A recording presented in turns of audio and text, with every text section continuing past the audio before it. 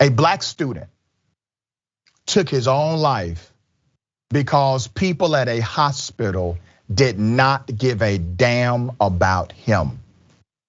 21-year-old college athlete Samuel Uko went to the hospital in the middle of a mental health crisis. So he's 20, he's an athlete, he goes to the right place in the middle of a mental health crisis.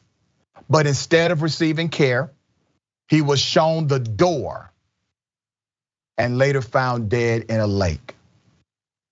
A security video shows him pleading for help and being removed by force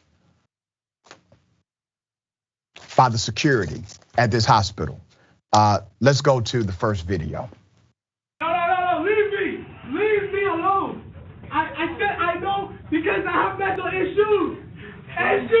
No, please help.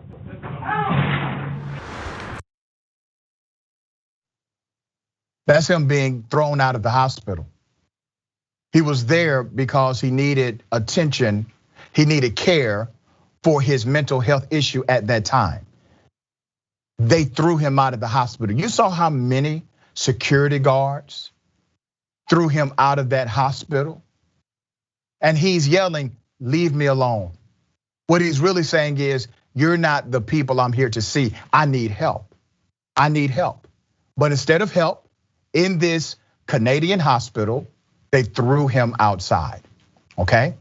That's the first part. Last spring, Samuel Uko posted a Snapchat video begging his friends for help.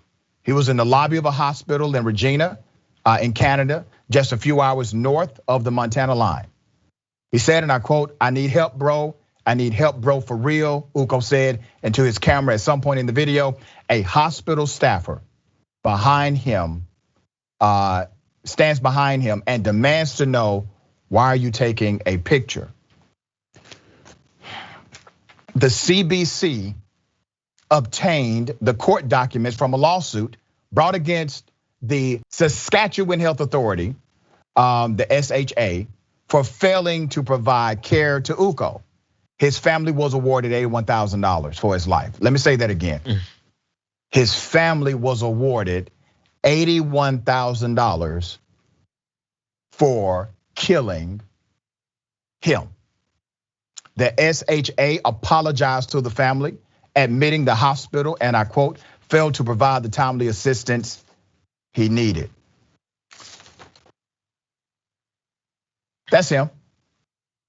That's the young man, athletic, a student, went to the right place, recognized he was having a mental health disorder, cried out to his friends via social media, but also went to the right place where he's supposed to receive help. And instead of receiving help, he received a death sentence by that hospital. And then his family, after he's dead, they receive $81,000 for his death. Injustice on top of injustice. Ben, what are your thoughts? This story is so tragic. And I saw as you were struggling with it, Dr. Richey, because it is a heavy story to cover. This brother seeking and pleading, begging, audibly wailing for help. And instead of getting help, he was thrown out. And then now he's dead. And it just reminds me of how Black people are perceived in the health system, and how they don't see our pain as a normal pain.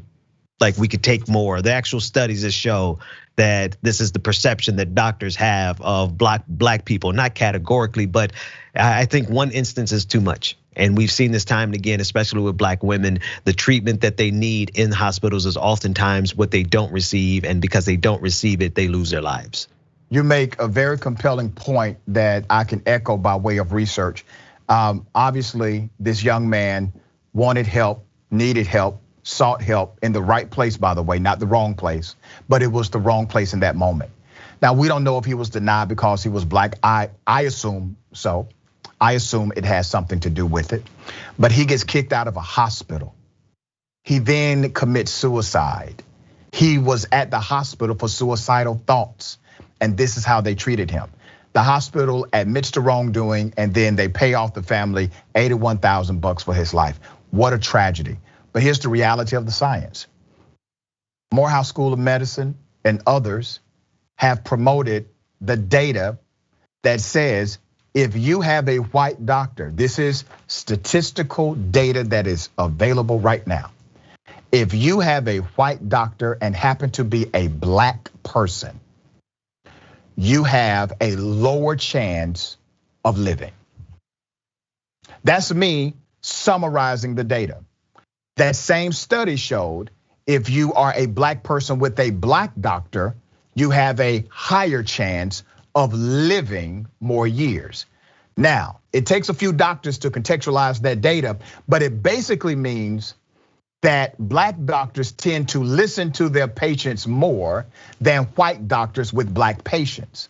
And you see the real disparity in the actual treatment, the remedy, and the medical diagnosis as it relates to black people who are under medical care.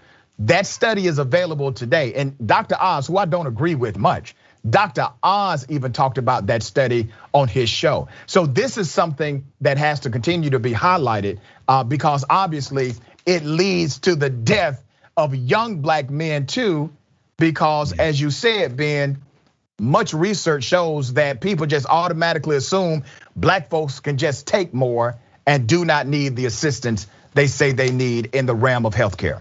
Yeah, it's so tragic, and we lose people. These are real lives, and $81,000 is just nothing for a human life. Exactly, man.